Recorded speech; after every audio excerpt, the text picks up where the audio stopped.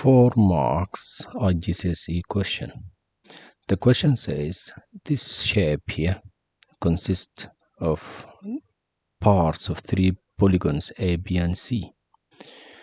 And the question asks you to find the number of sides of polygon B. To understand this question, what the question says is this part here is part of some type of polygon. There is such shape somehow. And they want us to know the number of sides of this shape, how many sides are there. It should be regular, the sides should be equal. Now, how do we do this? The first thing we need to do is to find this interior angle. If we tell what's 7x, it will help us a lot. So let's do it. The first thing is, these 3 angles meet at this point. So if we add them, 7x plus 3x is 10x plus 8x is 18x. So 18x equals 360.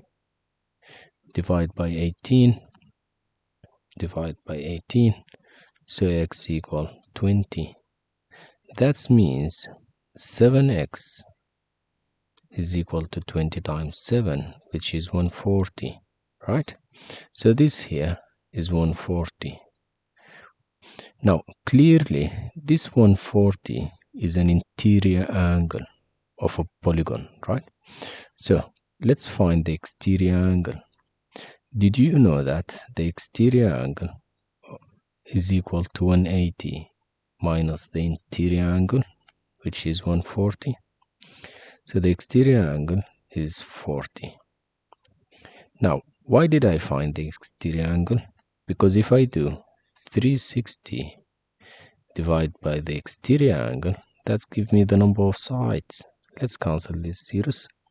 36 divided by 4 is 9. So this nice polygon has 9 sides. And that's your 4 marks. Was it easy? Comment your answer. And if you have question, you can ask in the comments. Thank you. Bye-bye.